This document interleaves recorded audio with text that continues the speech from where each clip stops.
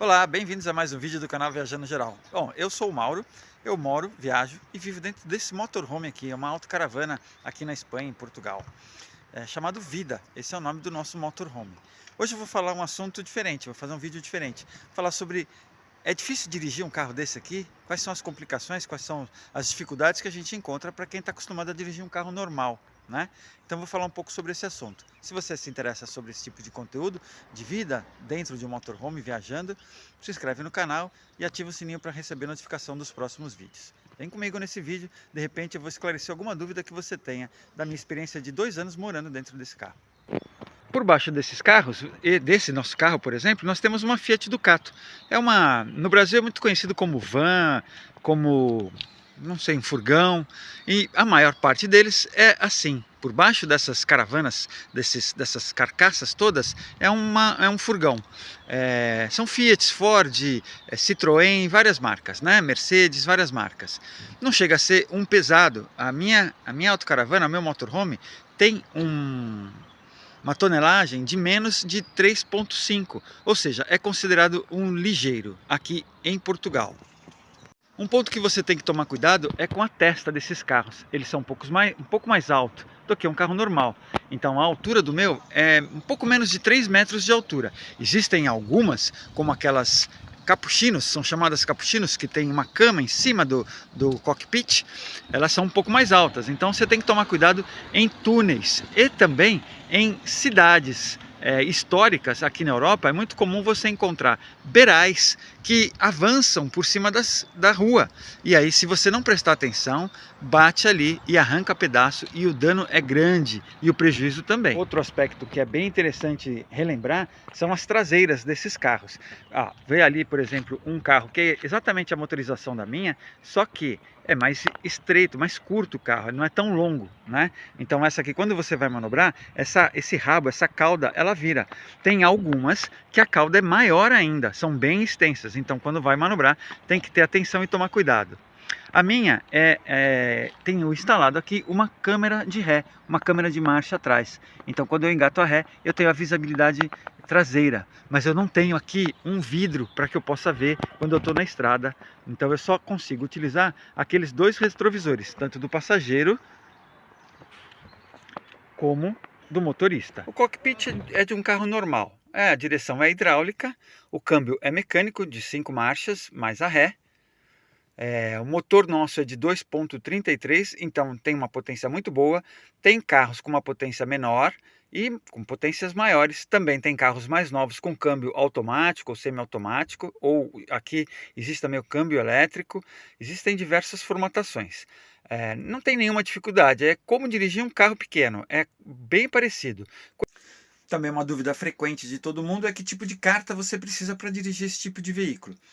Aqui na Europa, até 3,5 toneladas, até 3 toneladas e meio, uma carta normal de carro, de dirigir carro, considerada como ligeiro aqui, que são os carros pequenos, é válida. Ou seja, a sua carta no Brasil, qualquer que seja, para dirigir um carro, é válida aqui. Até para você alugar um motorhome, alugar uma autocaravana, você pode utilizar a sua carta brasileira. Não precisa daquela carta internacional, a carta brasileira mesmo serve e funciona muito bem na Europa inteira, na União Europeia inteira. Se você tiver esse documento dessa carta internacional, eu tinha ela, é uma tradução da carta brasileira para várias línguas, né?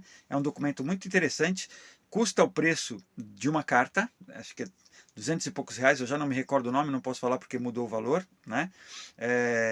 E tem a validade da sua carta de motorista, ou seja, quando vence a sua carta, aquele documento vence também.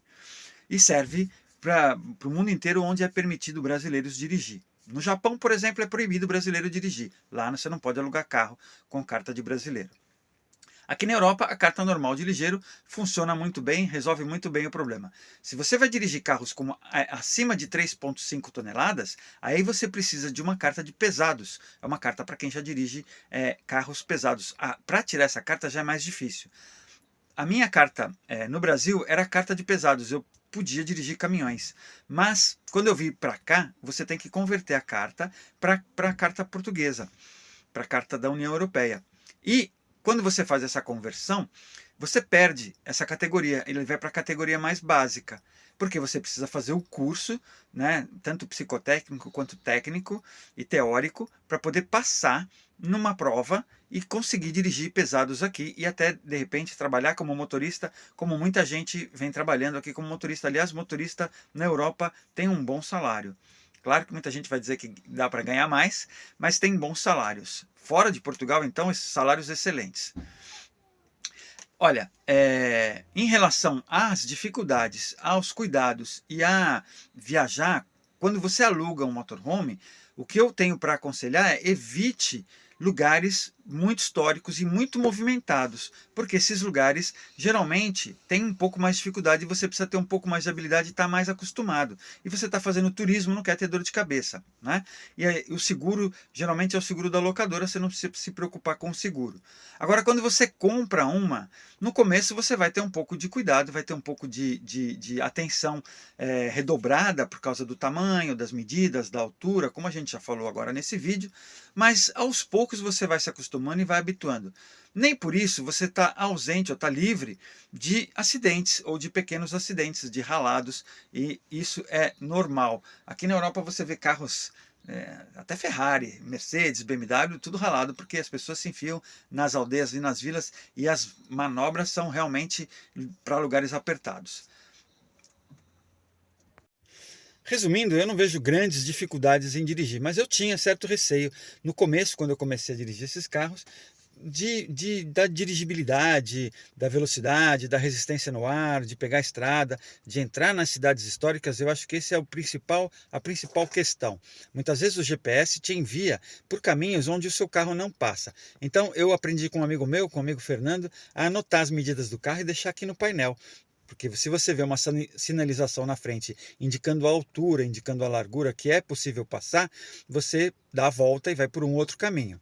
E você também tem que usar um pouco do seu instinto. Se você percebe que você está entrando numa via que vai estreitando muito, cuidado, porque geralmente ela só piora, ela não melhora.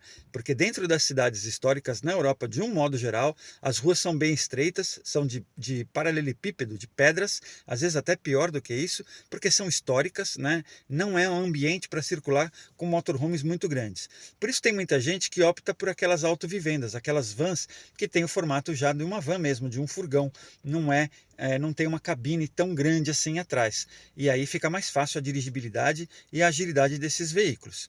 Mas, no meu ponto de vista, não opte por comprar um carro por causa disso, porque existem vários caminhos, vários lugares para você parar, você acaba acostumando facilmente com a direção, facilmente com as medidas, facilmente com o tamanho do carro que você está dirigindo. Não tem grandes dificuldades. Quando você aluga um carro, aí sim você tem que tomar cuidado, pelo menos nos primeiros dias ou nas primeiras horas, testar um pouco, andar em lugares mais espaçosos e mais amplos. Por quê? Porque a altura às vezes te dificulta e a largura também. Para passar em vias estreitas você vai sofrer um pouco, mas com cuidado e com cautela você dirige com segurança. Eu nem participei desse vídeo, porque quem não sabe eu não dirijo. Já Mas é tirei minha carta copilota. e tudo, mas eu sou a copilota, eu desço nos momentos de estresse. Uma coisa que o Mauro esqueceu de falar, agora eu tô lembrando, a importância da medida de cima, porque tem algumas vezes que eles te mandam para túneis onde você não passa. É verdade. Então, mesmo muito cuidado dentro com dos isso. supermercados, né? Dentro tem dos aqueles toldos. supermercados. Foi ali que eu perdi uma toldos. antena de 1.500 euros. Então tem que tomar foi cuidado a com a nossa altura. antena satélite. Verdade.